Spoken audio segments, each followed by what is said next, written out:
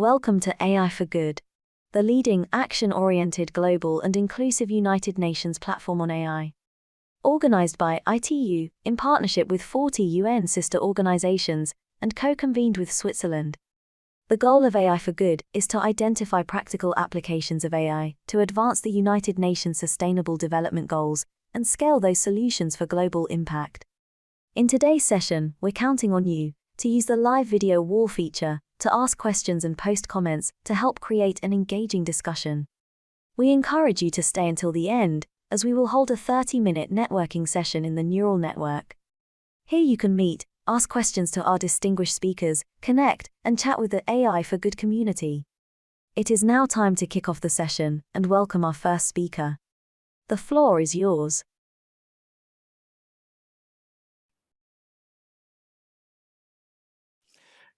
Hello all, and welcome to today's session on climate action and GeoAI, innovative application for climate change mitigation and adaptation. My name is Andrea Manara from the ITU, the International Telecommunication Union. It is an honor for me to introduce a new episode in the GeoAI Discovery channel of the AI for Good.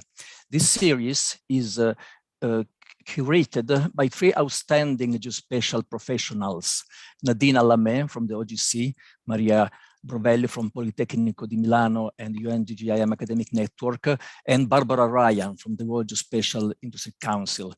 If you missed the previous episodes, don't worry, you can watch them, the recording of these events, on YouTube or on the neural network to which you are connected right now.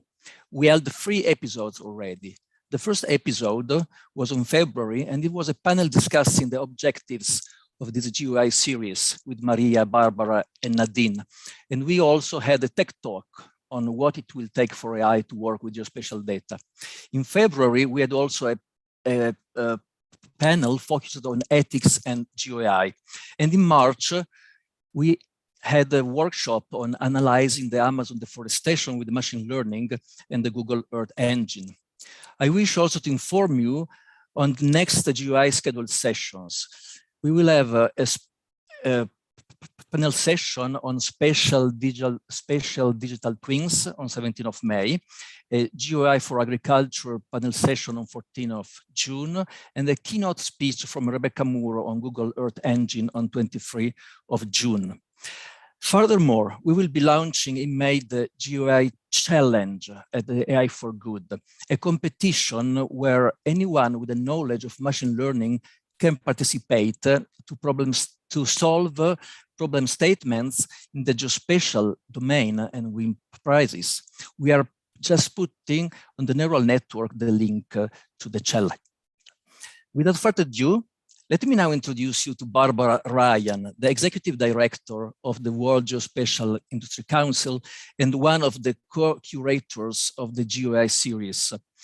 She will moderate the session and introduce you to the outstanding speakers of today's session. Barbara, the floor is yours. Thank you. Thank you very much, Andrea. And it's a pleasure to be here. And I also want to extend my deepest gratitude to ITU for this webinar series. It's been just a lot of fun working with the ITU folks, Nadine and Maria, in planning this entire sequence. I'm really excited about this session today, where we're going to do a deeper dive into climate and AI. It's such an immense challenge for us globally. Before we get started, again, Barbara Ryan, I'm Executive Director of WGIC. It's the World Geospatial Industry Council. We are the first and I think only global trade association for private sector companies working in either the Earth observations and geospatial trade space. And I'm happy that we've got a couple of our members today, GHGSAT and Planet, with us. So thank you very much for that. If you are in the audience and are a private sector company, small startup, please reach out to us. We'd love to welcome you into the tent. For many of you, you know, I've worked my entire career on the public sector side. And so while I am now on the not-for-profit side, WGIC is a not-for-profit organization, it's just been a delight working with the commercial sector and seeing the skills and tools that are brought to the table. Today, we've just got a phenomenal lineup. I'm going to introduce all the speakers, and so I'll ask you to turn your camera on when I call out your name, and then we'll just, as the talks go on, we'll just transition from one to the other. Our first speaker is going to be Vipin Kumar from the University of Minnesota. Vipin is the title of his talk is going to be Big Data in Climate and Earth Sciences, Opportunities and Challenges for Machine Learning. So this is going to be a great talk that will set the context for the next hour or hour and a half. So Vipin, thank you for that. The next talk is going to be, it's going to be a recorded message actually from Nick Wise of Oceanmine. He's going to be talking about the importance of oceans to climate, using AI to protect the oceans. So Nick's his message will be pre-recorded, but I do want to draw your attention to the fact that Oceanmine is one of the partners in former US Vice President Al Gore's initiative called Climate Trace. And we, WGIC, worked very closely with them, and also two of the members that you're going to hear from later, Adina and Annette, on GHG monitoring from space. The next talk after Nick's will be Annette Wania from Planet. Annette's going to talk about multi-sensor fusion for continuous environmental change monitoring. Thank you, Annette. We'll then go into Adina's presentation, Adina Gillespie from GHGSat, and the title of her presentation is going to be Earth Observations and Machine Learning for Greenhouse Gas Attributions. Adina, thank you so much. And then last but not least will be Aditya Agrawal from D4D Insights, a small startup company out of the Pacific Northwest. And the title of Adita's presentation is going to be Digital Earth Pacific, a demand-driven approach to addressing climate change vulnerability in the Pacific. So again, starting out with Vipin's, we'll go into some larger Earth observations. We'll do a little bit deeper dive into GHG monitoring, and then we'll bring it right down to the Pacific with Adita's presentation, where we make it all real, because we all know this sector, this entire issue of Earth observations and geospatial data touch every person every day around the world. So again, ITU, thank you. Thank you for all the participants for joining us. I'm going to turn my video off, and Vipin will turn it over to you. Thank you. Barbara, thank you for the introduction. I actually have some bad news. My laptop somehow upgraded to Windows 11, and somehow in the last few minutes, I'm not able to reconnect back to Zoom. So I sent my slides to Barbara, to you, and to Andrea. If you're able to open them, I can walk you through. Otherwise, maybe you will put me at the very end, and I will give my presentation. Hopefully, things will be figured out by that time. Andrea, do you have my slides with you? I sent them to you about 10 minutes ago. Or Barbara, I sent them both to you and Andrea. You know what I'll do? I'll do a check, Vipin, but why don't we go right, as long as Nick's is going to be a pre-recorded message, why don't we go to Nick Wise? And yes. then we'll make sure we've got yours loaded, unless you want to log out and log back in again, whichever you're more. Yeah. I've already rebooted my laptop. There's something seriously wrong with Windows. So okay. Right. No problem. I think maybe you will have to record, you'll have to play the slides, but we'll do it. Try. All right, let's, Bastian, let's go to Nick Wise's recorded message, and Andrea and I will work in the background to get Vipin's slides up. Thanks. Hello, my name's Nick Wise, and I'm the CEO and founder of Oceanmine. I'm really excited to be able to talk to you today about how AI is helping to shape our planet's future. I'll start by using our work at Oceanmine as an example, and then talk about the many other ways AI can be used to make a meaningful difference for billions of people. Up to 80% of all life on our planet dwells in the ocean. which creates over half of the oxygen that we breathe. It feeds us, and through complex systems makes this planet habitable for us. And yet we destroy life in the ocean at an astounding rate. Overfishing, destructive fishing, pollution are just some of the already regulated human actions that are quite literally killing the ocean. The biodiversity crisis and the climate crisis go hand in hand. The ocean currently buffers up to 50% of our emissions, but this decreases as the ocean's health declines. Without a healthy ocean, even if we reduce emissions, we will not be able to limit global warming. Oceanmine use satellites and AI to identify damaging human activity to the ocean and powers effective regulatory enforcement and responsible purchasing to drive rapid behavioural change, fundamentally changing humanity's relationship with the ocean and safeguarding our future. Oceanmine uses cloud technology and AI to securely and confidentially bring together every data source needed to understand the compliance of regulated activities, including vessel tracking, geospatial data, satellite observations, local observations and port data, catch documentation, vessel registries and identities, licenses and authorizations, and a database of thousands of rules and regulations.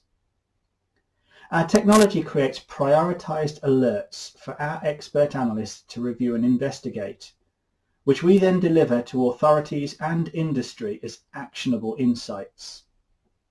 We can also deliver automated alerts directly to government officials and to traceability systems.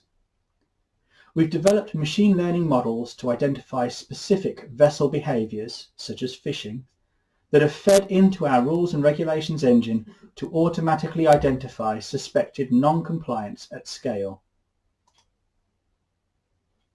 Applying technology to power regulatory enforcement and compliance is all well and good, but how do you do this for the entire world? We monitor fishing activity in every ocean basin, catching many different species of fish in a variety of ways. But we could not do this without technology. The amount of vessel tracking data for all the visible vessels around the world is vast. Hundreds of millions, if not billions, of data points per day.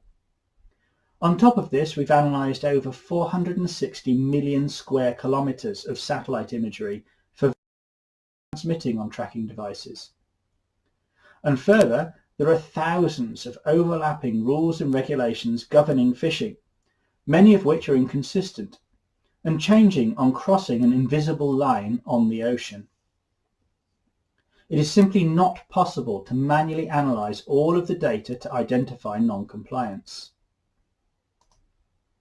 Instead, we have trained machine learning models to recognise a wide variety of fishing activity and quickly compare the detected type of fishing with the rules for a particular location.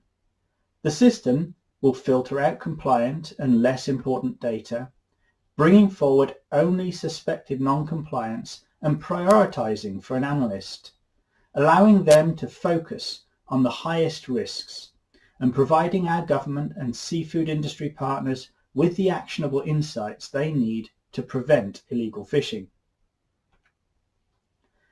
And over time, our models have become increasingly more accurate, allowing us not only to differentiate between many different types of fishing, but also the phases of fishing, such as setting gear, soaking gear and retrieving gear.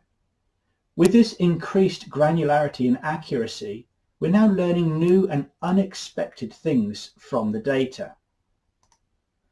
By bringing together a multidisciplinary team of fisheries experts with data scientists, we can, for example, begin to estimate the amount of work the crew will need to undertake at each phase of fishing, leading to possible detection of labour abuses in supply chains.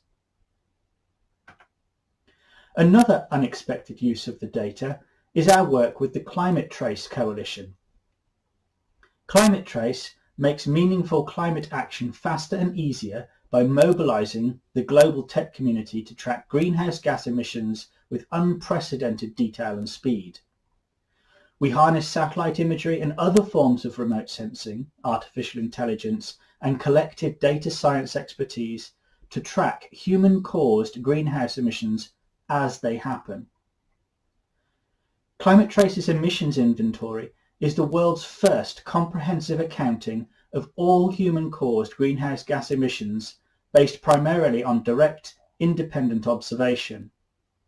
Our innovative, open and accessible approach relies on advances in technology to fill critical knowledge gaps for all countries that rely on the patchwork system of self-reporting that serves as the basis for most existing inventories for emissions. This game-changing use of AI and remote sensing will allow for rapid iterations in emissions reduction technology, allowing us to quickly learn what works and what doesn't.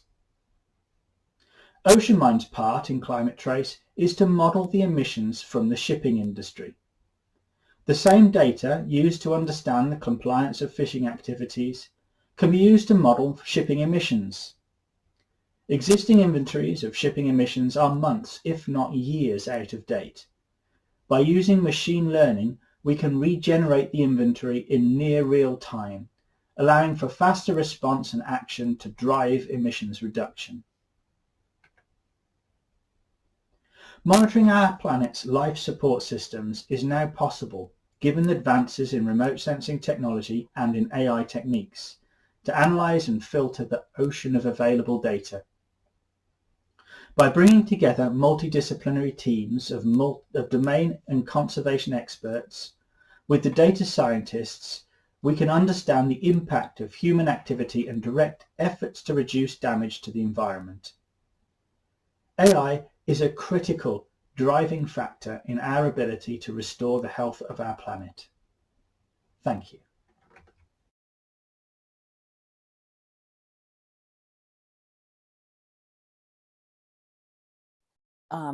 Well, thanks. And for anybody in the audience, Nick, we'd be happy to make connections with you and Nick or Oceanmine if you have any additional follow-up questions for him. I can tell you some of the graphics that he put on, just in terms of the sheer number of observations in the oceans, is really, really quite impressive. So please feel free to reach out to him. Okay, as I understand it, we are back and ready to roll now with Vipin. So it sounds like you will be able to project your own slides. If there are any issues, I do have them loaded as a backup. So Vipin, we'll turn it over to you. Thanks. Thank you. And thank you, Barbara, and thank you everyone for the patience.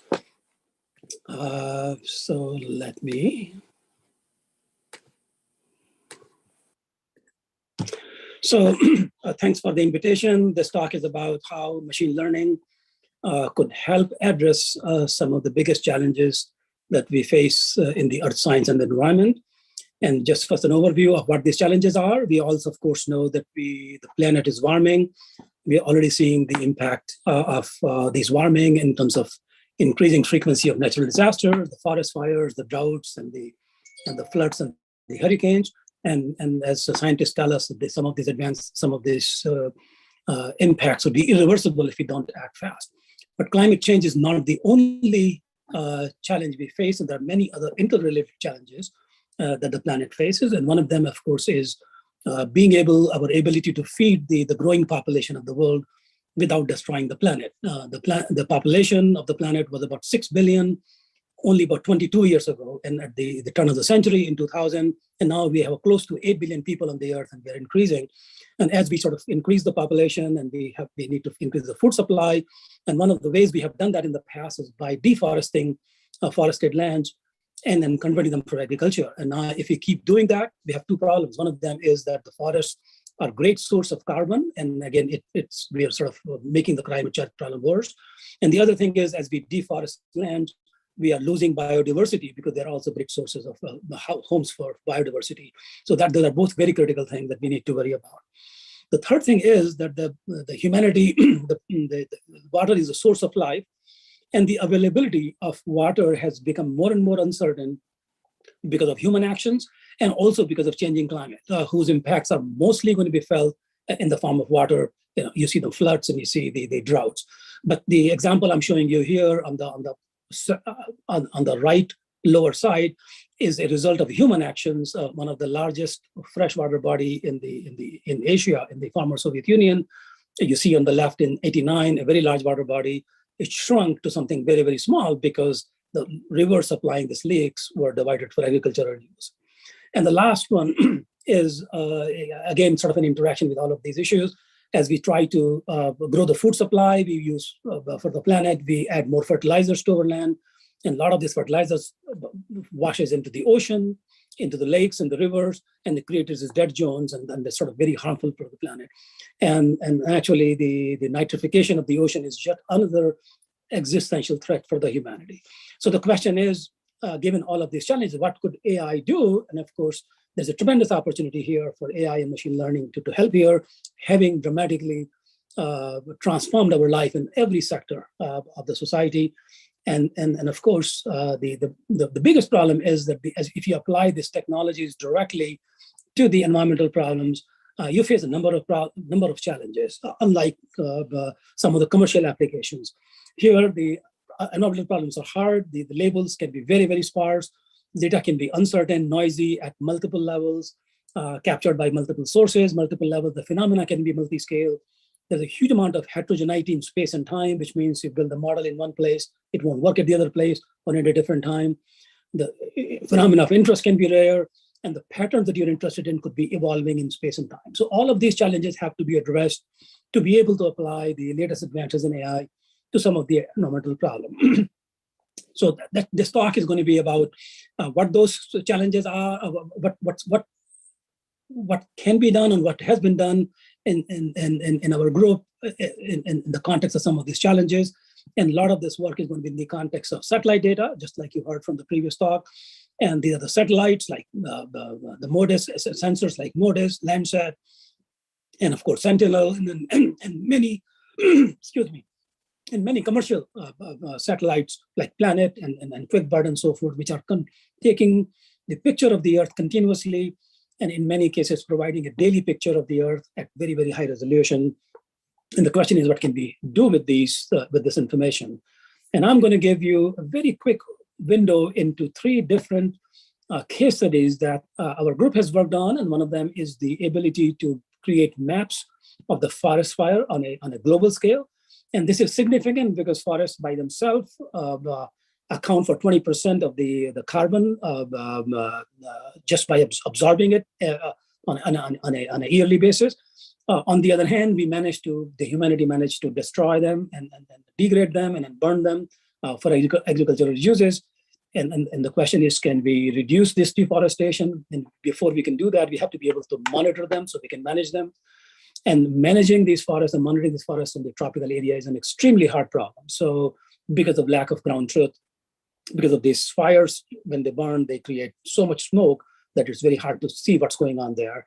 So entirely new methodologies had to be developed to be able to create these high quality maps for forests that are burned inside these tropical areas. And I'm going to show you quick results on that. The second thing I'm going to talk about is that a lot of these forests, when they're burned in the tropical areas, get converted into plantations for sugar, for soybean, for oil palm. And one of the big challenge people have, that the corporations actually have already made promises. Many of the corporations have made promises not to source any products from recently deforested lands that are providing oil palm plantations. But it's when the oil palm plantations grow up, they look like forests. So when you're looking at the satellite, it's hard to see whether you're looking at a forest or a plantation. So how do you figure out, looking at the plantation, but was it recently deforested, or has it been there for a very long time? So being able to map the plantation dynamics is another major challenge, and I'm going to show you some quick results on how AI has helped us do that.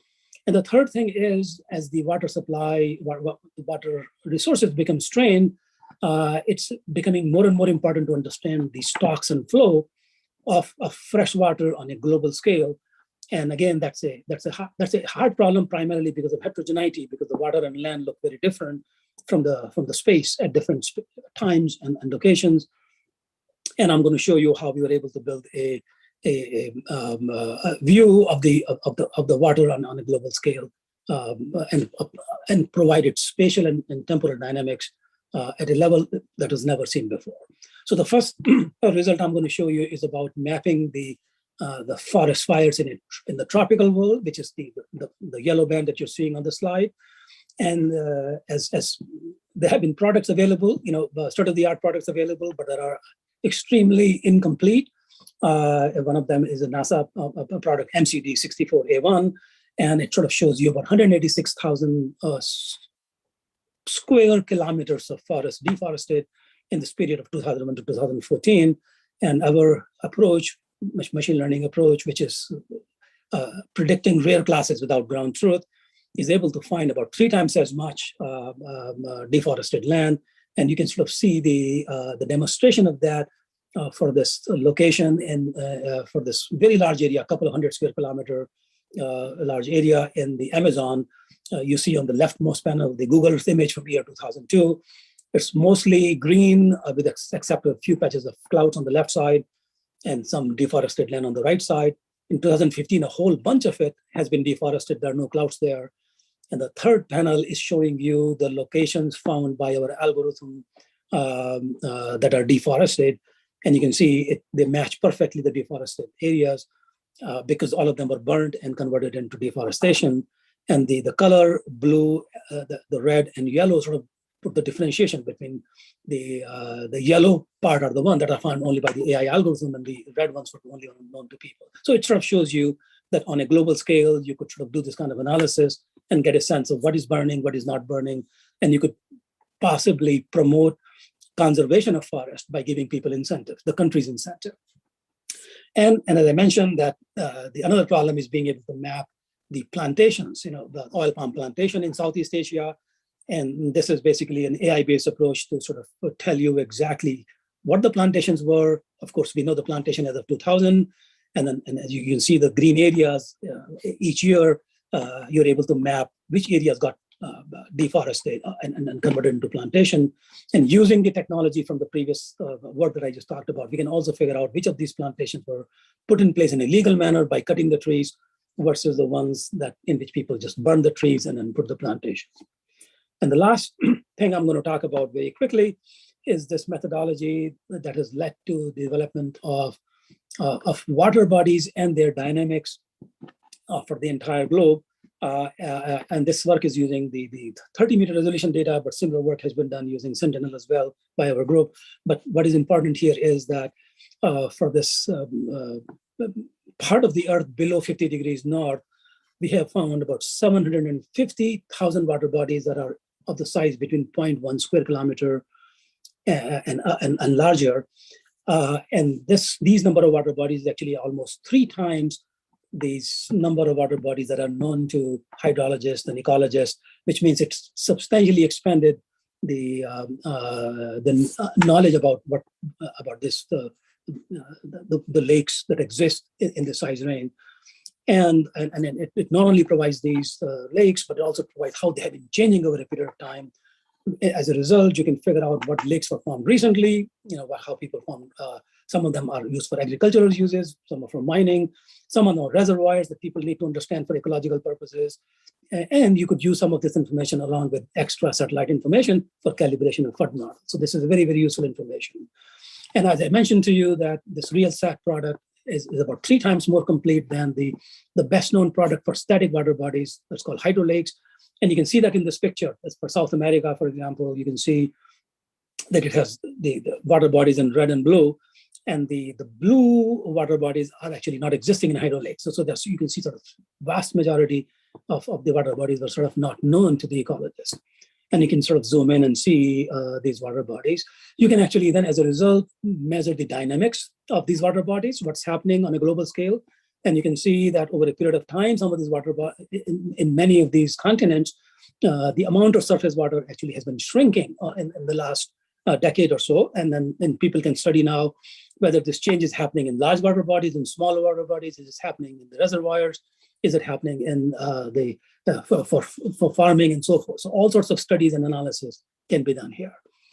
And then let me just end by sort of saying that these are the 3 case examples I presented to you are some of the examples of application of AI to environmental problems.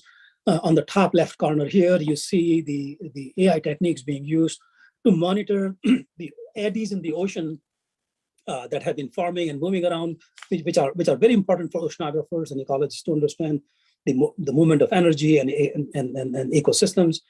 And this was the first data set we were able to provide, again, by creating these methodologies that can look for spatiotemporal patterns that are evolving in the satellite data. And then on the next frame here, you sort of see the AI methodologies being used for finding teleconnections in the climate that were not known to the scientists before. We can use it for mapping the crops at scale, figure out exactly at what pixels, what crops are growing.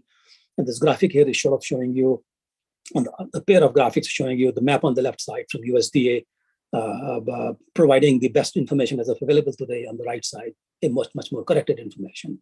And on the lower panel, I'm sort of showing you the ability of a entirely new methodology where you combine the traditional mechanistic models and AI techniques to build models that are much more accurate than either pure AI systems or pure physical systems.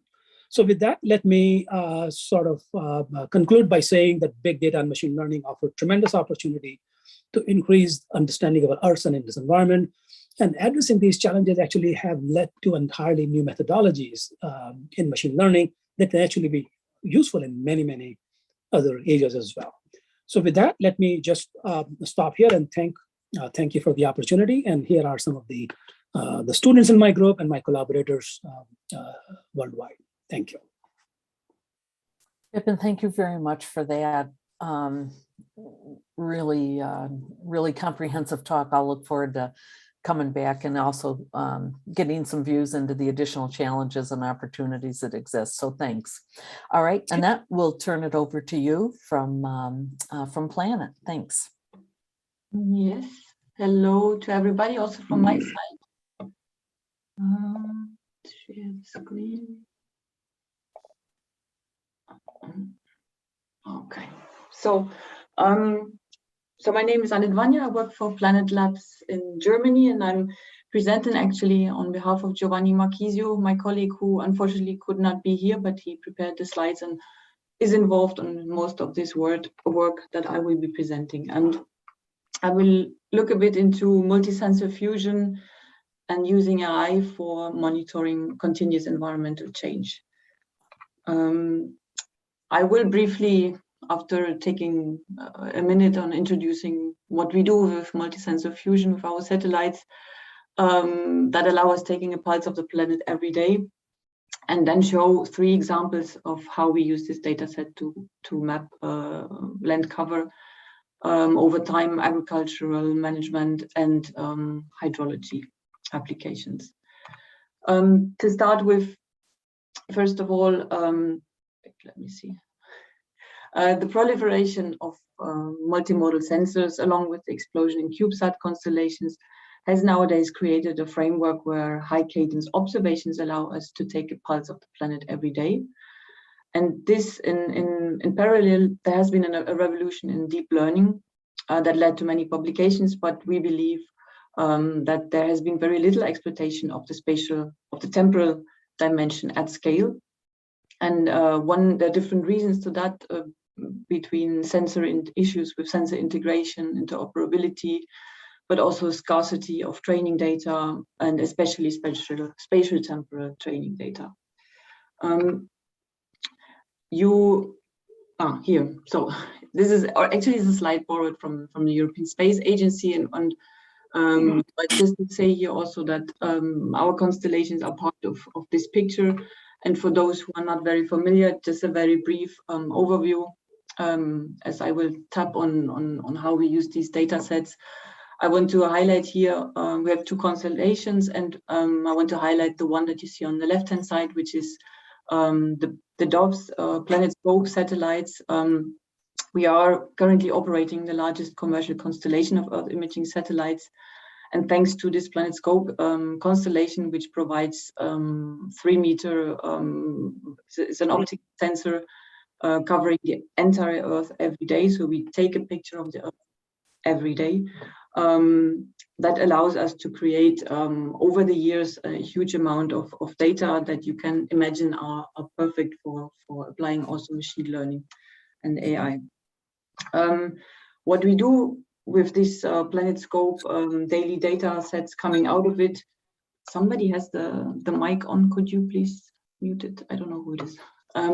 We created a new fusion product, merging or fusing not only so primarily taking the PlanetScope data sets and fusing them with other satellites that we consider also golden standards like Sentinel-2, Landsat, and MODIS, in order to take the best out of these data sets and come up with a harmonized, actual daily, cloud-free, gap-filled data set. And you see here on the left-hand side, you see the two input data sets, so the PlanetScope top of atmosphere reflectance, and on the left-hand side, we see gaps, clouds, and in the middle, you see the Landsat 8 Sentinel-2 harmonized data set.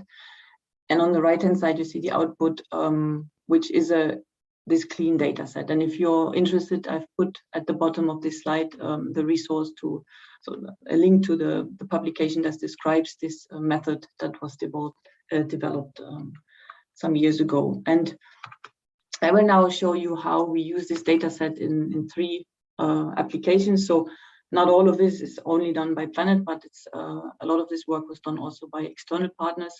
I start with the application for land cover mapping. It is a key data set for measuring sustainability, is essential or complementary for several sustainable development goals. In Europe, there is the key data set that we call Korean land cover. That is a well-established data set now used by many applications, organizations, actors in Europe. It was launched in 1990 and is updated at a frequency of 6 years in a rather labor-intensive process involving many actors across Europe. And that's exactly where we had the idea of using this Planet Fusion data set that I briefly introduced to see if we can establish with that the next generation of rapid cadence land monitoring applications, also leveraging the advances in deep learning. One of the key outputs of this project, so this is actually the Horizon 2020 project, it means it's funded by the European Union's Research and Innovation Program. We do this together with other 4 partners from Europe. And one of the big outcomes, and that's what I want to highlight here also, is that we are creating the largest spatial temporal machine learning training data set for land monitoring applications by with both, which will both contain the daily time series from the Planet Fusion, monthly from the Sentinel-2 monthly mosaics, and the Planet Fusion will cover 2 full years, so 18 and 19, and will provide this data set together with land cover labels for around 500,000 locations distributed over Europe. And so put down a note that we are open sourcing this corpus in July this year, so we are getting very close to this, and that will be available open source to the community. What does this data set allow us? And let me just show you what I was saying it already. We take the pulse of the planet. Here you see an example of these 500,000 locations that we are processing, showing NDVI, so vegetation index density plots over 3 years. The 2 on the top line show stable land cover. And at the bottom instead, the 2 are showing patches which reflect or where change in land cover has happened over these 3 years. So, and you can already imagine what we can do with this if we use machine learning and train models. And that's what we do also in this project. To here as an example, to learn to recognize land cover and land cover mixes also at the patch level. So using multi-label setup that allows the model to learn multiple class distribution in one patch. And here it's on the left-hand side shown for 7 classes, 4 of which are the level 1 classes of Korean, and then 3 others are forest and natural areas. and overall leading also to very high accuracies because of this spatiotemporal dense time series. We then use convolutional neural networks to look into comparing dates of and analyzing, detecting changes, which is the other primary outcome of this project. Here it shows an example for a patch in July and in September. So the line in the middle shows the activation maps for the different classes. And you can see here, initially there were 3 agricultural, forest, and shrub classes, which in September, which is the lower line, are reduced to agricultural areas only. And from this, then we derived so-called heat maps of change, which are then aiming at guiding the update of the Korean land cover data set. And this all with machine learning. So we are using unsupervised and supervised, self-supervised methods and combining these. The second example I want to give is in the agricultural domain. In this publication that you see also at the bottom, highly recommended to have a look. These authors again used Planet Fusion together with Sentinel-2 to look into classification of identification of phenology stages in mice, in corn in Kansas. So that was the work done by the Kansas State College of Agriculture in Champiti lab. What you see here is the difference. So on the right-hand side, the 2 images. On the top, you see the 18 images from PlanetScope, from Planet Fusion time series, daily observations, and you can see subtle changes even from one day to another in the vegetation index that's displayed here. And at the bottom, the 5 equivalent observations available from the Sentinel-2 time series.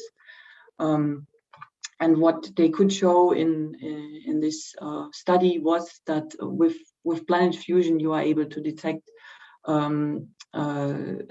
almost all phenology stages of corn. You see that here's the X and Y axis of this confusion matrix at a high accuracy, whereas Sentinel-2 was able to detect only 2 up to 3 here, even if adding some observations before and after did not help to improve the accuracy here. And the last example I would like to give is in the hydrology domain. Here is the Otto Works, colleagues from the USGS, FDL, and Trillium, working again with this Planet Fusion data set to use these high cadence observations from Planet Fusion to derive a first dynamic hydrology map over time of a time series of 2 years. What do we do with it? Why this is important? It provides the more accurate and precise information we can have about water levels, where is water flowing, the more precise we can also prevent and warn, prepare for extreme events.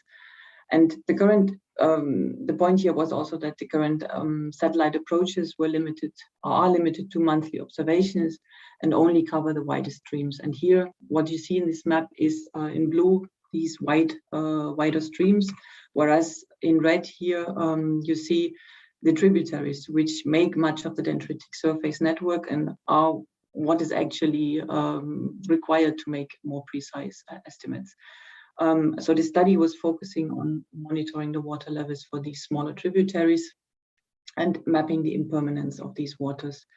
Then if you combine this with so build models using also station data, so actual observations downstream, they were able to develop predictive models that leverage on these daily observations from the satellite observations from this fusion data set. They tested that on 4 river basins, used a multi-headed UNet, and were able to categorize the temporal behavior of all these tributaries in these 4 river basins to provide a high fidelity dynamic map of stream flow frequency. And here you see on the left-hand side, the Planet Fusion daily data set, and on the right-hand side, the equivalent stream level hydrology map per day. So the probability of water in yellow is 1 and blue is 0. So, and with this, I will, some final conclusive remarks. I would like to finish. So you saw with this example that takes advantage of the many sensors that we have available nowadays, and that allow us to take a pulse of the planet every day. If we combine this with artificial intelligence, analyzing these new daily Earth observation data streams could bring us closer to one step closer to measuring progress towards the SDGs, improves our understanding of land use and also about agricultural systems. And it can help us to predict and adapt and mitigate the effects of climate change, and overall help us to address and solve our challenges. And again, I would like to raise or highlight again the publication of this training corpus that we are releasing in July. So I've put the website here again, but if you also have other questions, please feel free to reach out to us. And with this, I close the talk. Thank you. Great. Annette, thank you very much. That was a great presentation. You did a really nice job.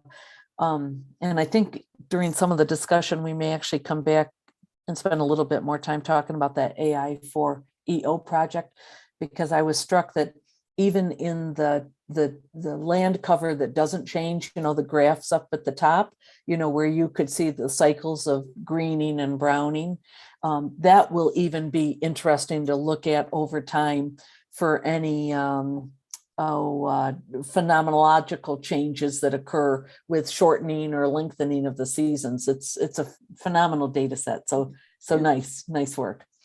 Okay, listen, let's go over to Dina Gillespie from GHGSat, the one company that's collecting greenhouse gas data from space, Dina. So over to you. Thank you, Barb. I'll assume that everyone can hear me and everyone can see my slides unless someone interrupts me to say that you cannot. So, hey, first of all, I'm really happy to be here today. It's a brilliant initiative. So great, big thanks to the ITU for undertaking this initiative, not just this session, but the whole series that you've organized. It's brilliant. I know my team was pretty excited when I told them about it, so I think they've been looking into this, and then also to thank the WGIC for sort of bringing the industrial perspective. It's we need both, and this session is perfect. It's a nice mix of academic science and then also some of the industrial side. So thank you so much for that, everybody. I'm going to start by just saying I'm actually going to kind of break it up a little bit with referencing the keynote speaker from the session I was in this morning, which was a national UK session on net zero. And the climate scientist that was giving the keynote address, Professor Mark Maslin from UCL, he's an Earth observation expert, and his comment was very clear. Meaningful products require AI. So I'm really glad to see an AI and remote sensing session here today. So my topic is on greenhouse gas emissions. Like Barb says, GHGSat is the only company that's operating satellites that deliver today for greenhouse gas emissions monitoring at the facility level. So this means we have satellite imagery at sufficient resolution to attribute greenhouse gases to the specific facilities emitting them. And we focus on methane, or if we're in Europe, methane. So I'll switch between the two probably. But yeah, so our focus at the moment is on methane, and we have some good success stories around that. But the idea today is to focus a little bit more on the AI. So I want to give you a little bit of background on what we're doing and why we're doing it, just to kind of give you some context. So what we've got today is 3 satellites, and in 1 month's time, exactly from today, we expect to launch another 3 satellites. So, what we did in 2011, my CEO and founder decided that he saw this carbon trading market opening up, but there was no real ability actually to get some independent verification on industrial emissions. So he made it his raison d'etre to find a space solution for that problem. And so here we are today as GHGSat. We have been monitoring since 2016, when the first demonstration satellite launched. We've been monitoring lots of oil and gas facilities, and we're delivering lots of services for that particular use case. And then we're also doing waste management, agriculture, mining, and power generation, and to differing degrees. So waste management, we've got lots of activity on, agriculture less so. And our customer base is mostly industry and industry, governments, and then also the financial services, because the financial investors want to know the emissions from the companies they're investing in. So all of that's just a little bit of background, because GHGSat is relatively new to the party. So for those of you that don't know us, that's what we do. I'm just going to give one example here today. Anyone that's seen me speak before knows I show lots of images that look like this one. So this is a new one that I haven't shown before today. This is an image of Poland. So what we have here is an optical satellite image, just to orient ourselves and understand what we're looking at. And then you'll see these big plumes popping out. Now these are methane plumes coming from coal mines in Poland. So these coal mines are, they're persistent sources, and these ones in particular, these three, are collectively emitting more than 11 tons of methane per hour. So it's a big issue, and this is just one example. So we've got thousands of examples in GHGSat of plumes, and the imagery that we have is all very different, and it has a unique AI challenge to solve, and I'll talk about some of that in a minute here. But the point is, this is what we're seeing, and in any image, we might see no methane plume at all, or we might see a dozen or more methane plumes, and it's totally variable across the piece. So there's it's an interesting technical question to look at. So that's just an example of what our imagery looks like. I won't show you too many plumes in this presentation, because this is actually what our customers are interested in, is the analytics. Okay, so we have this online portal where people can come, the customers can come in, they can look at their facilities. So, here's an example of some facilities that have been identified, and the customers will ask us for different things. So they'll ask us for just specific measurements of their facilities, and ideally they want to see nothing, which is a good news story. Some don't even want to look at that. They just want to be alerted when they have a problem. So we do offer that alerting. But then there's a set of analytics that go alongside of those measurements that we take, the kind of spot checks that we take for the customer base. So the examples here show some of those layers. So we have a methane concentration map that uses some of the publicly available Copernicus data. We slice that up into a slightly higher resolution at a 2-kilometer grid across the world. We also do hotspot detection. I'll talk about that in a minute as well. We do flaring detection, and we also predict leaks. And like I said, we will recommend action if we identify a methane leak in an industrial facility. So that's what we deliver for the customer base. And why are we all here today? We're all here about AI and machine learning, which I'm not an expert in AI and machine learning, so I'll be honest about that. But it's all driven from the same place, as we all know. So the reason for doing this is to drive additional value for customers. And this is something we learned in GHGSat in the early days. So the idea for the business originally was just to sell the pixels, the old model that we had, to sell the pixels.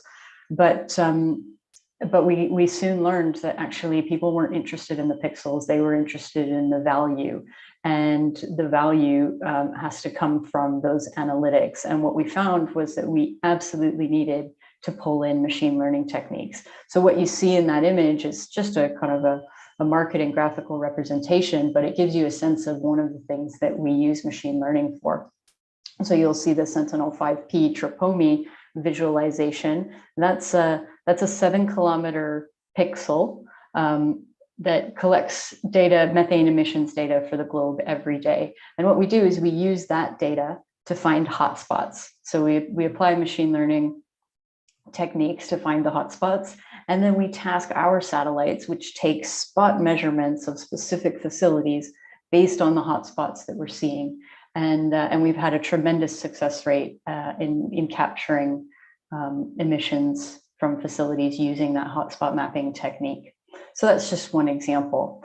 Other reasons to be using this, in addition to driving value for our customers, is that we can analyze data at scale. So all of you understand you can't always have a human in the loop. So these techniques allow us to really process boatloads more data, and for the models to continuously update, because we have new data coming into the system all the time, our own satellite imagery, other satellite imagery, and other geospatial data.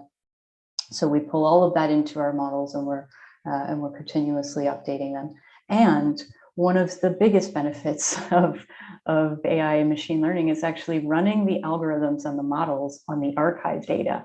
Because when we come up with a new technique, if we required a human in the loop to go back and analyze all the expenses of archive data, it would just be way, way, way too much. So these are some of the drivers for why we want to use machine learning in what we do. Now I'm going to give one example of machine learning, because it's easy to deep dive into these things and run out of time, and I want to be respectful and make sure that we have time for a discussion. So the example that I'm going to give, like I say, we use machine learning in lots of different aspects of the analytics for the business, but one of the core things that we have to do is actually detect the facilities. I wish there were a global map of industrial facilities out there. If there were, we'd be using it, and unfortunately there's not. So we've had to do a lot of work on actually just identifying those facilities.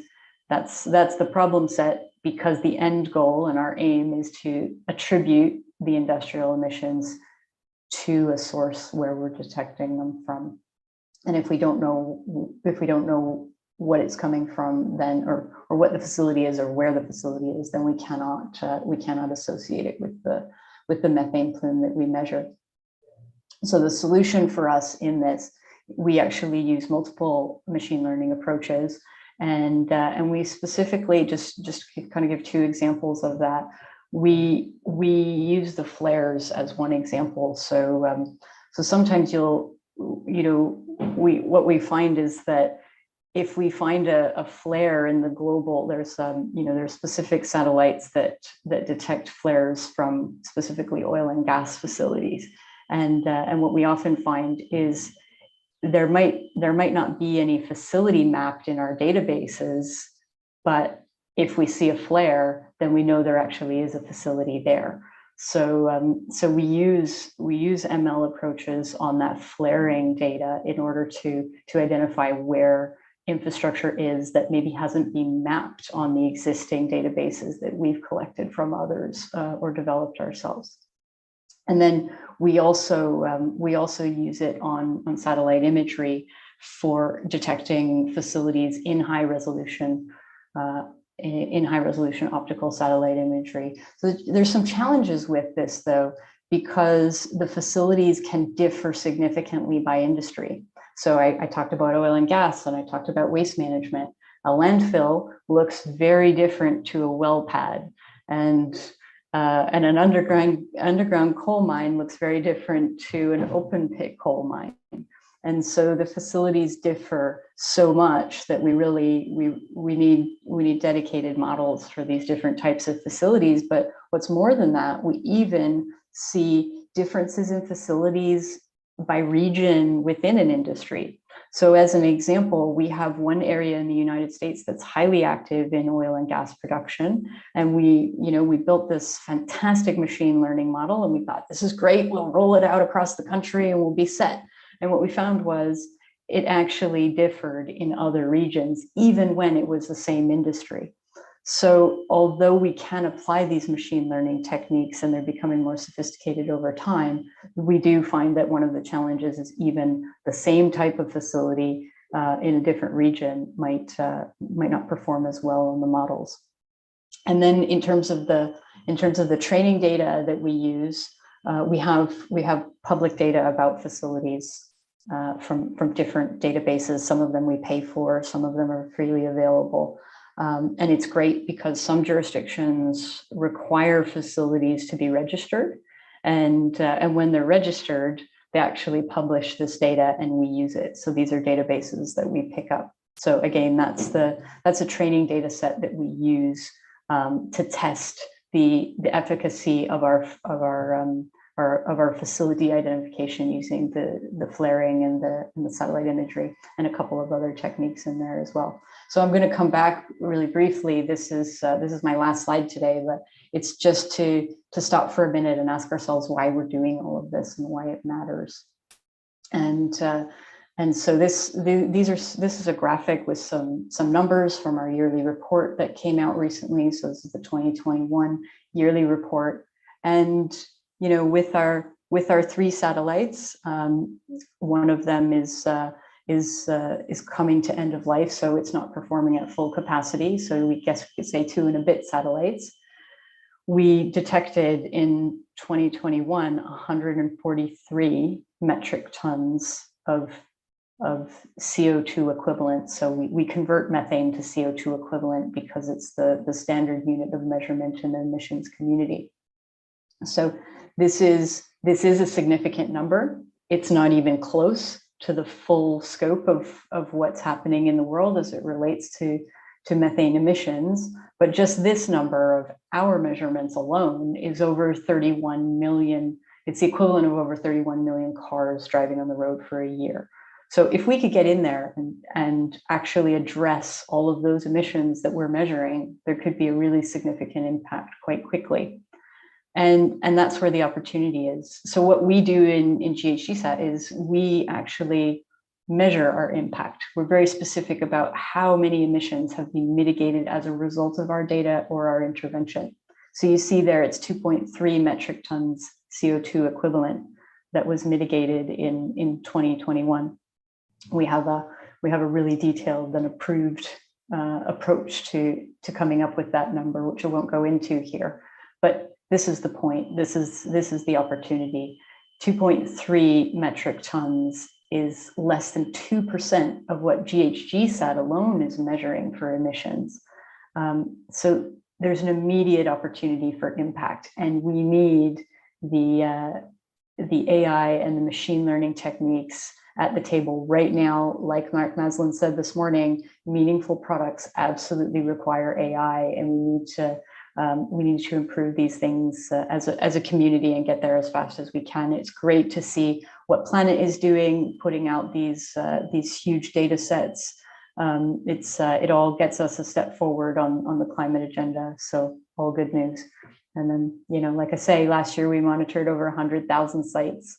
When the next 3 satellites launch in a few weeks' time, you know, our 2022 report will be significant. So anyway, I welcome anyone that has any questions, and yeah, thanks for the time and the invitation today.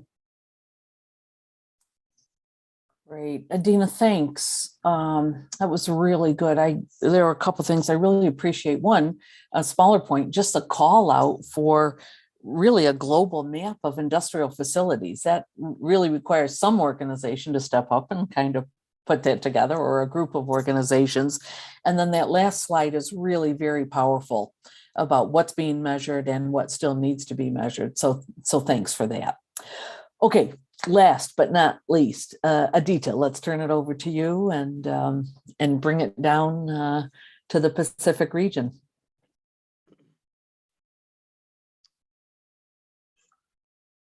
Great. Can you hear me okay? Yep. Okay, fantastic. Hi everyone. Thanks very much. Thanks very much, Barb, for having me, and thank you, ITU. I'll try to give a interesting presentation after that excellent lineup of speakers. And again, thank you for having me here today. I'm going to approach this discussion a little bit differently, in the sense that I think what we've been hearing so far is a really great set of products and services that are being provided by this proliferation of satellites and the kind of imagery and data that that's providing. how do we take those products and services down to a country level now and ensure that they're being taken up in a way that it's really addressing the needs and challenges of countries around the world? And I'll focus that conversation based on a program that we're developing for the Pacific community, which is an intergovernmental technical organization that supports all 22 countries across the Pacific on a program called Digital Earth Pacific. That's really trying to provide an operational infrastructure for how Earth observation data can address a number of challenges across the Pacific, with this talk kind of focusing on what that means for climate change.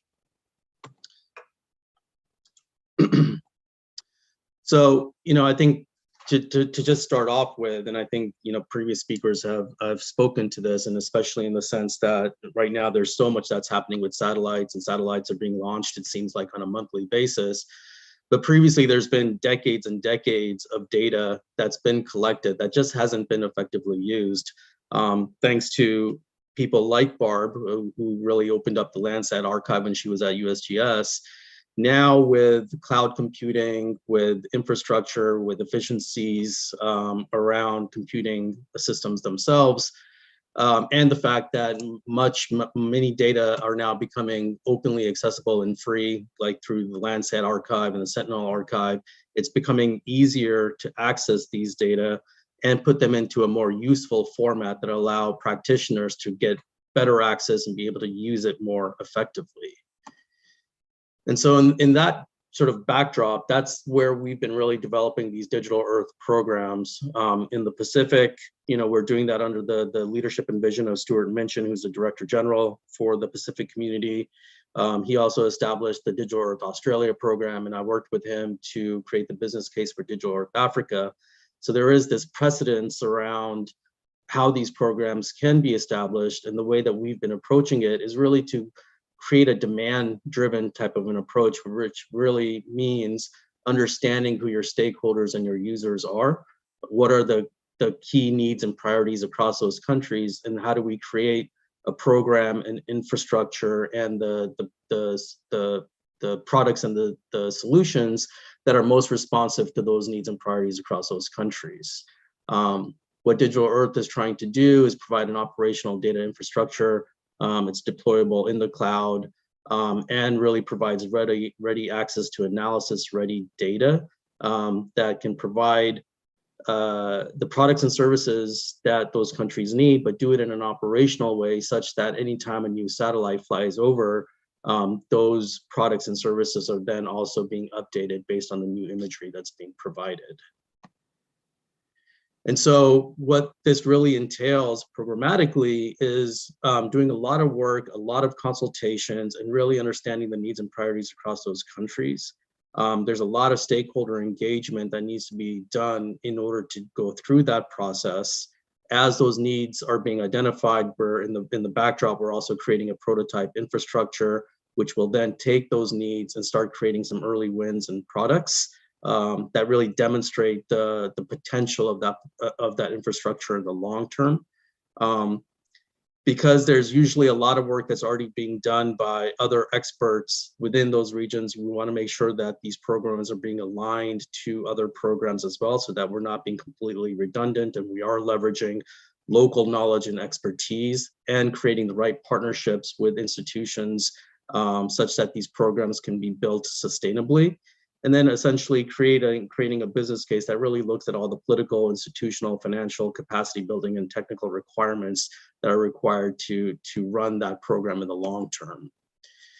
So in the Pacific, we've done a number of consultations with a number of countries that are also included in the governance of the program, with the Marshall Islands, Vanuatu, Tonga, and Fiji. We've developed national workshops with each one of those countries and brought together a group of stakeholders across government, civil society, and private sector in a way to better understand the needs and challenges within those countries. How does it align to policy?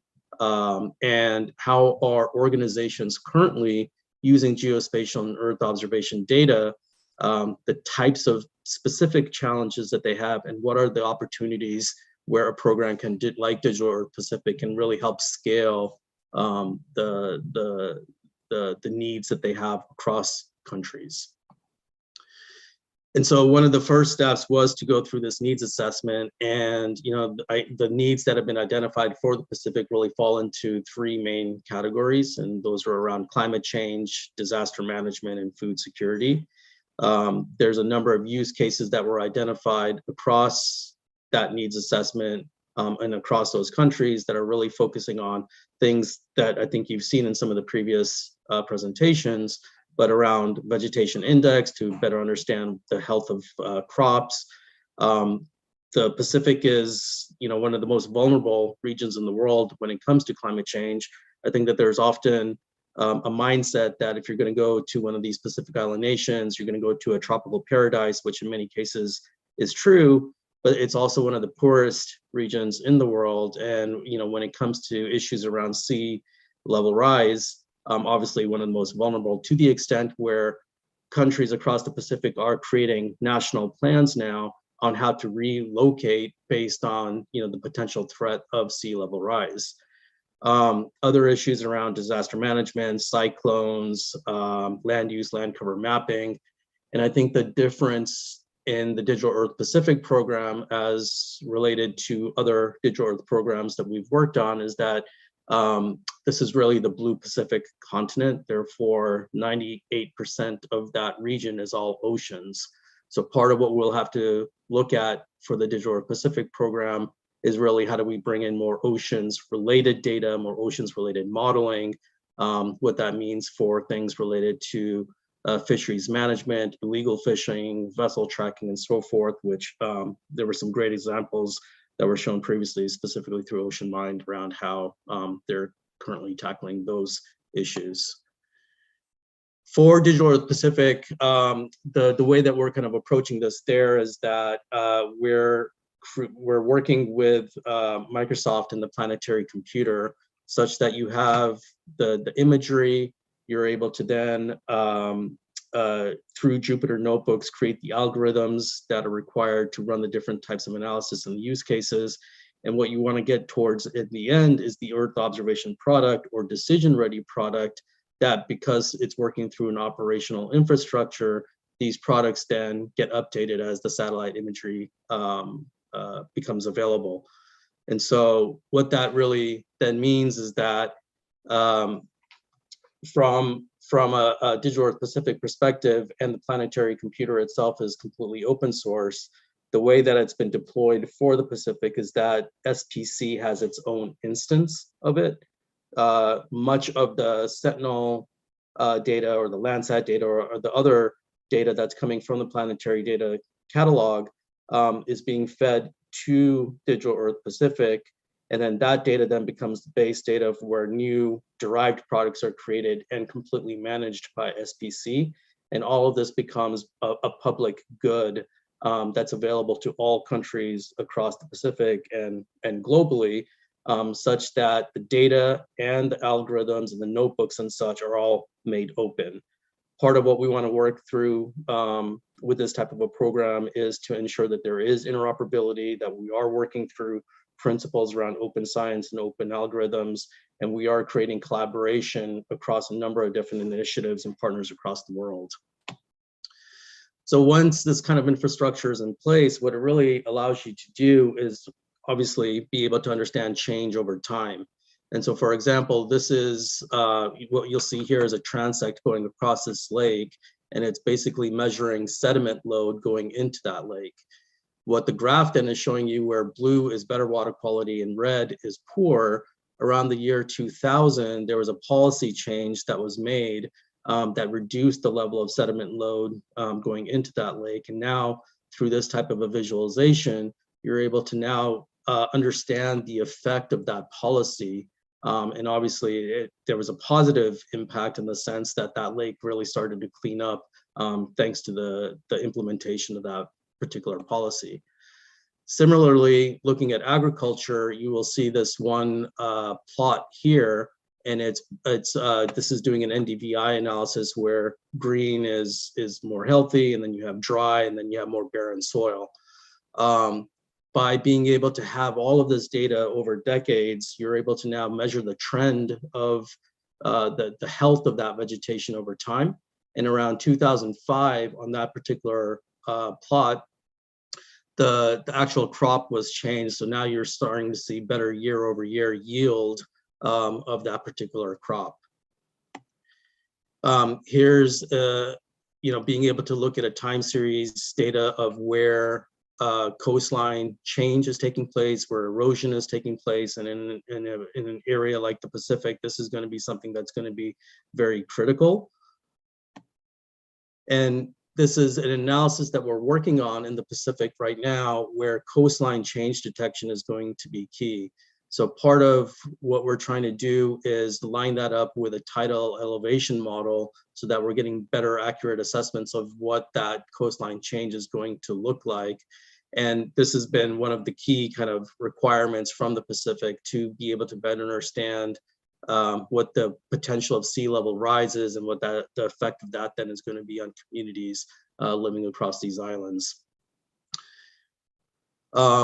You can also do work related to water extent and water quality. There's an algorithm called water observations from space. And by being able to have all of these data stacked over time, now you're able to better understand what the potential extent of those water bodies are.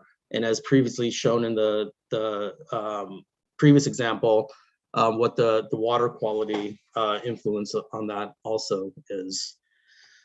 So those are just a few examples of, when you have this type of infrastructure in place that really allows you to take advantage of the time series that's available through these different satellites and put that into an operational infrastructure, what that then means for the types of trend analysis that you're able to do, and most importantly, what that then means for how you're able to then work with countries to help them understand the influence that has on their own national development priorities and what that means for sustainable development more broadly.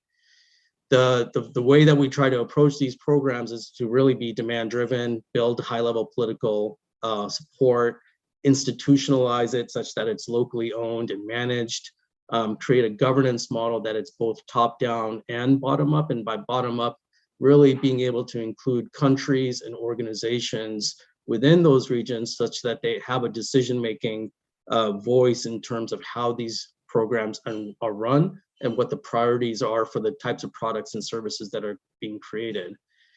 Eventually, as these programs do get created, you do want to create a data ecosystem approach by including the private sector, by supporting entrepreneurship and the creation of new businesses.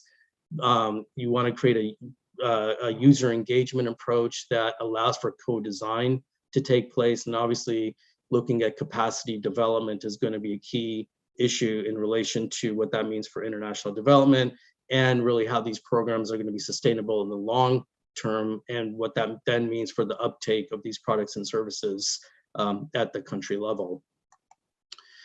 In the Pacific, we've set up an interim steering group that is inclusive of the 4 countries that I spoke about previously, but then also a number of international institutions like the Committee on Earth Observation Satellites, NOAA, Geoscience Australia, Group on Earth Observations, and the World Food Program.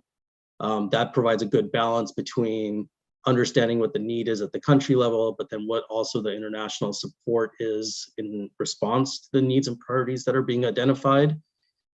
And then the business case moving forward for Digital Earth Pacific is centered on a number of different principles that I've spoken about previously.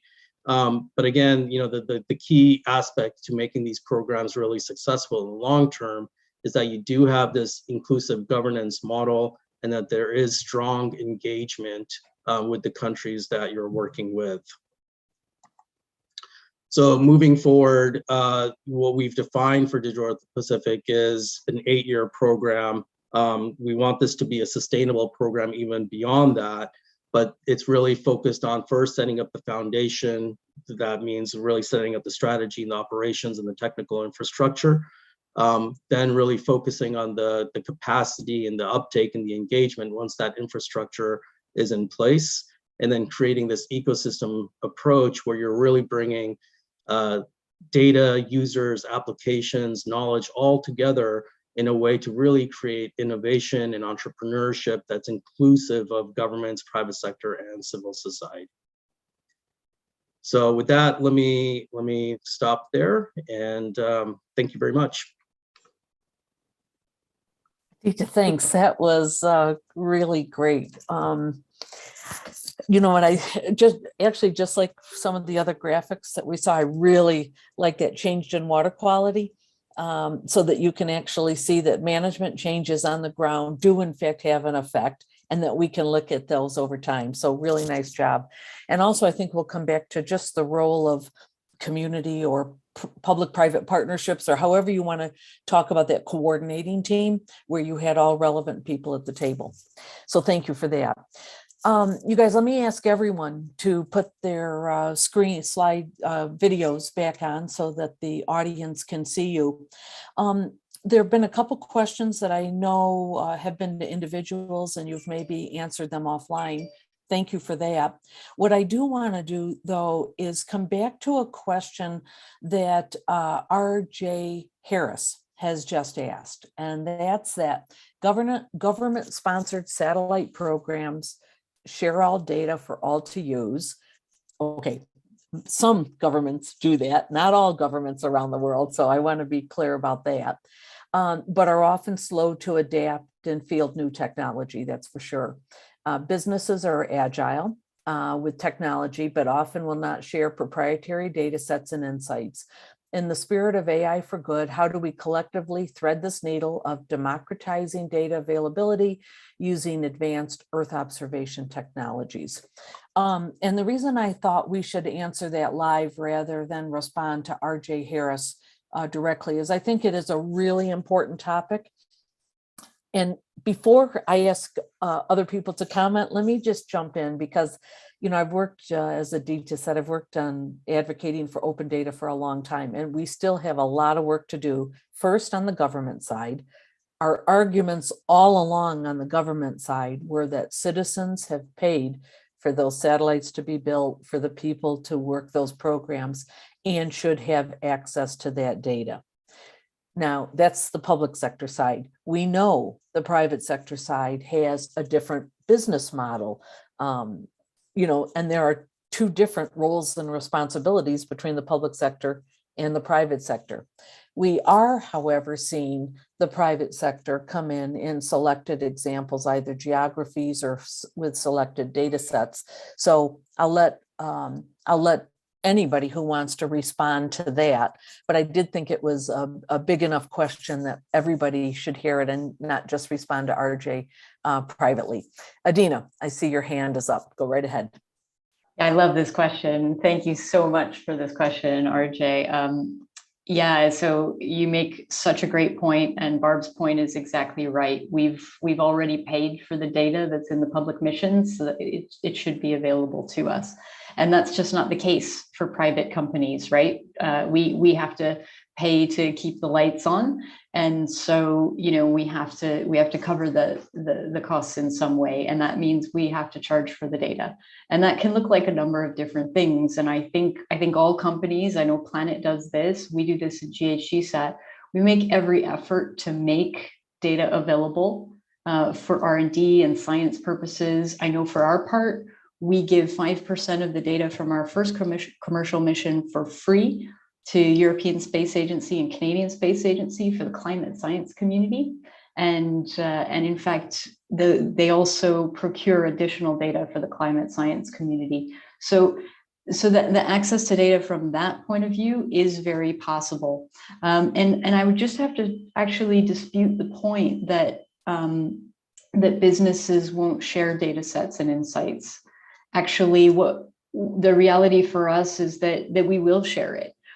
We just have to make sure that our priorities aligned, which would be true for any institutional or public mission as well. So for us in GHGSat, we have a policy that we don't name and shame. You didn't see me name any companies that are emitting because we don't believe in our business that pointing fingers at people and creating a divisive, tense environment is going to get us where we all want to be on the climate agenda. but we certainly want impact, and we certainly want as many people to have access to the data that, you know, that agree with that fundamental value of not naming and shaming. And so I would say the data is available. It's no secret. We have science webinars all the time to educate people on how to use it and what it shows us. And so, yeah, we have a slightly different way, and we have to work on how those government commercial partnerships work over time. But I think at the end of the day, on the climate agenda in particular, we all have the same fundamental objective. So yeah, that's where we land on it. Thanks, Barb. Adina, thanks. Annette, you have any views you'd like to jump in? Because I do know a question came in about access to the training data that you referenced. Yeah. I mean, I can only agree with what Adina said, and she mentioned us already. I mean, we have quite a big research and education program offering also,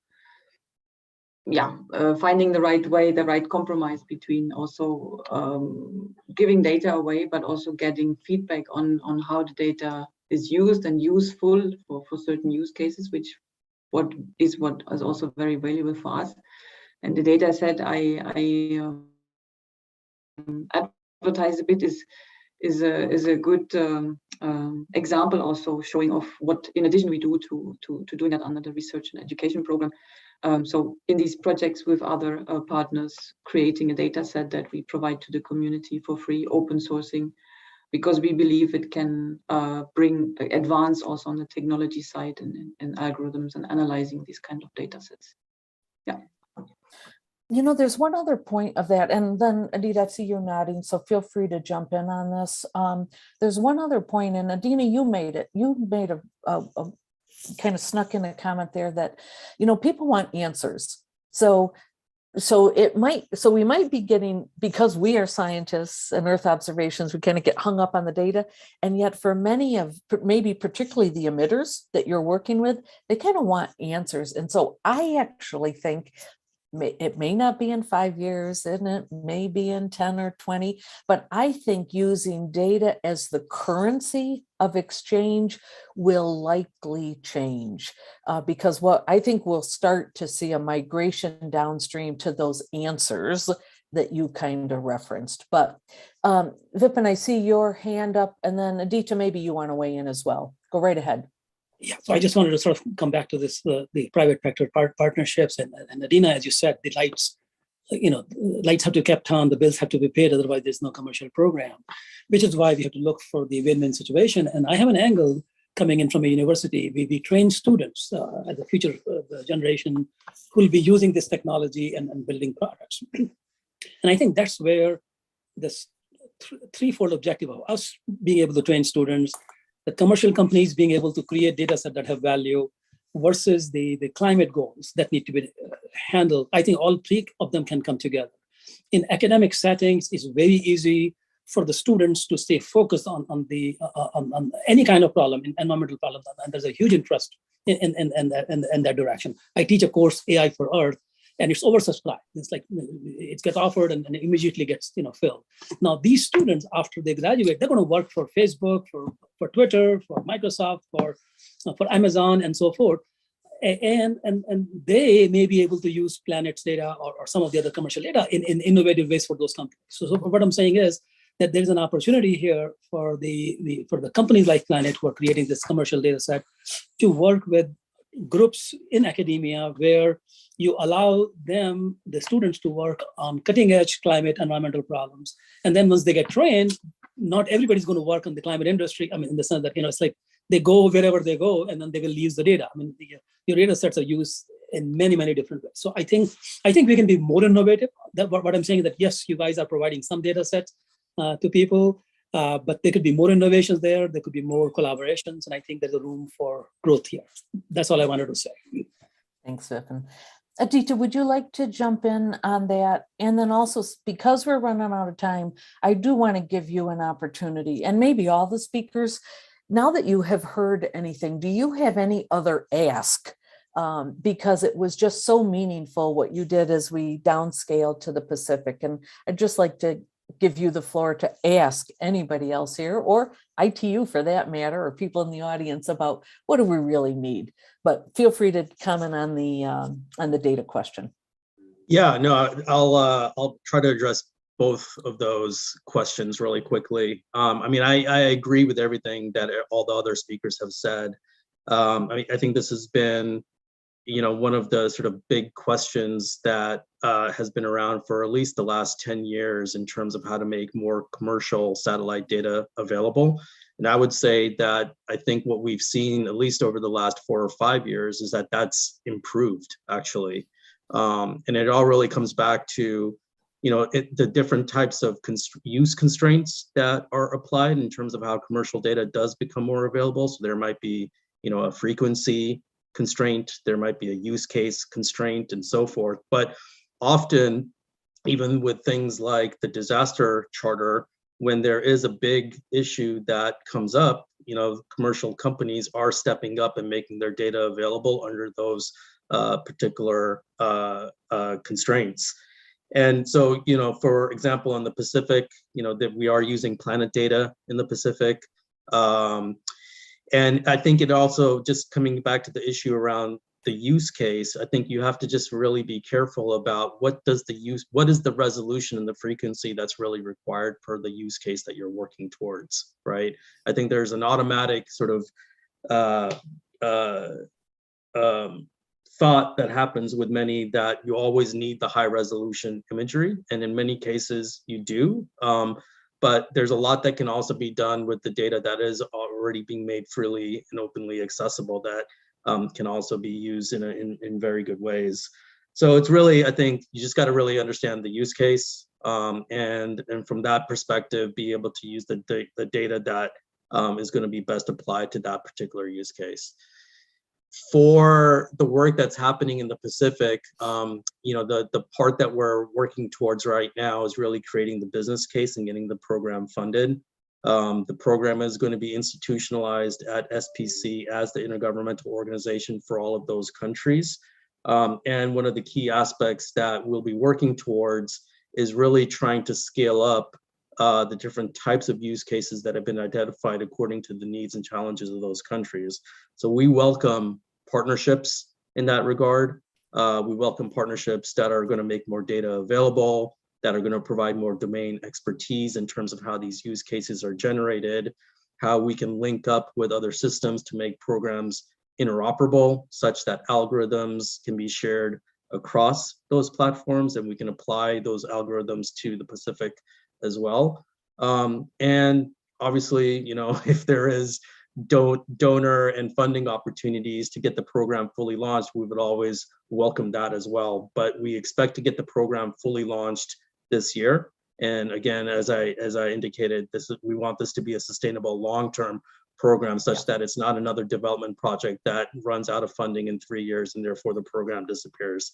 That's certainly not what we're looking at. So we want this to be a sustainably financed program. Dita, thanks.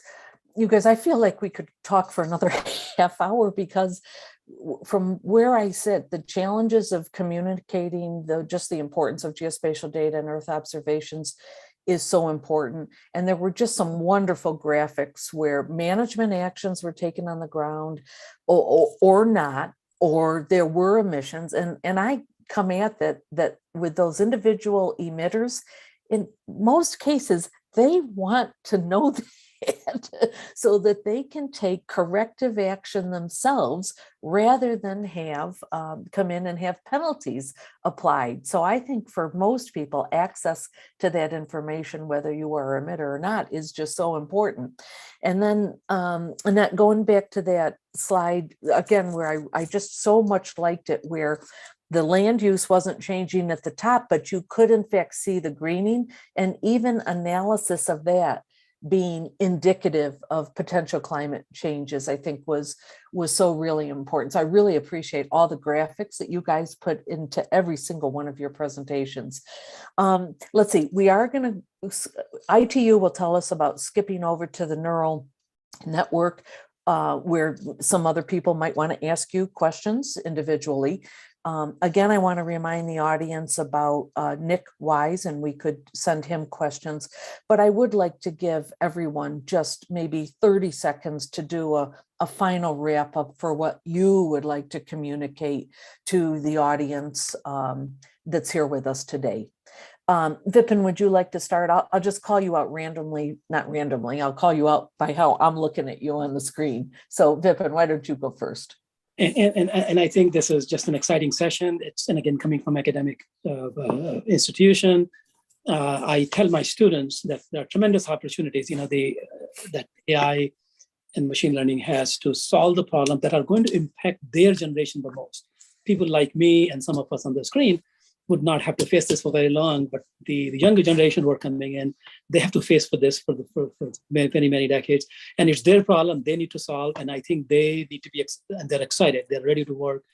And I really enjoyed presentation from everybody else. And it gives me hope that together we are leaving new challenges, new data sets, new methodologies, new examples for them to pursue.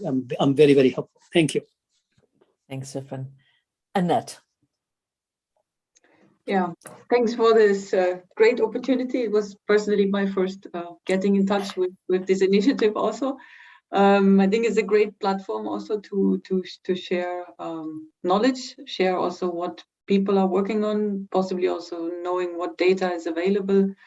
And as Vipin said, the generation that saw AI rising, that sees data becoming more and more, that want to be analyzed, that sit out being analyzed there. So not to be afraid of doing that with the great technology we have for the right cause. And that is really very nice to see also how this is evolving over time. So thank you, Annette. Thank you. Adina. Hey, thanks. Okay, so in 30 seconds, what do I want? I want a global facilities map because we need it in GHGSat, but everybody needs it in everything. We need to know where the facilities are for forest management, water management, you name it, we need it. So that's my ask number one. My ask number two is that we keep talking in this forum and in others. So I'm going to rip off Adita's tagline there, and I'm going to say that collaborating and innovating is essential for impact. So please, ITU, everyone else, please keep talking in these forums because AI is essential. So those are my two asks. And then my final comment is actually, as a member of WGIC, I just want to say to any other companies that are listening today that we joined last year, and it's been really, really great for us as a small business. WGIC has been a really supportive organization, and it's a really collaborative and innovative and impactful organization. So, so I encourage anyone out there to do look into it if you're at all interested, because it's been great, not just for bringing us into this room, but many others. Thanks, Barb. Thanks for that little plug at the end. Adita, let me ask you again, just if you want to reiterate anything. Yeah, I guess just really quickly, first, let me just say thanks, Barb, to WGIC, and thanks to ITU. I guess my sort of ending comments would be that I think it's really important to understand who your stakeholders and your users are. When we're thinking about AI, we need to apply it responsibly, ethically, sort of understand our own bias behind it. And really just kind of think through what the downstream implications are for the data and the products that are being created and how those are then going to be taken up and used. Thanks, Adita. Well, listen, thank you again. Thank you and the audience for staying with us. I think what I particularly liked about this session is that we actually used what we're kind of advocating. So we had academic presence, we had a not-for-profit presence, we had the commercial sector here. Of course, ITU as an intergovernmental international organization hosted it. So for me, this was a great way to kind of demonstrate what we need more of in all these applications. So Andrea, I'm going to turn it back to you for your final wrap up. And again, thank you so much. I thank you very much, Barbara. And I thank you very much to all the speakers for your really interesting involvement and engaging discussions. And I want to thank you all, to thank also all the participants for their engagement. I've learned really many things in these sessions, and also that data sets are more and more available. I think that this is really fantastic. And I also want to remind the audience that we will be launching this GeoAI challenge, and which is a competition where anyone with the knowledge of machine learning can participate to solve problem statements in the geospatial domain. And I'm sure that these data sets you have mentioned would be really instrumental to find better solutions to many issues that are really affecting mankind. I hope that you will all be interested in getting involved with this challenge and with future GeoAI episodes. Before giving back the floor to Anna, I will mention again the next events. We'll have special digital twins on May 17th, GeoAI for Agriculture, June 14th, and the keynote speech from Rebecca Moore on Google Earth Engine on 23rd of June. And again, the recordings of all events are available on YouTube and on the neural network to which you are connected right now. I thank you all again for your participation. And with this, let me give back the floor to our nice avatar, Anna, and I'll see you in the neural network. I thank you very much.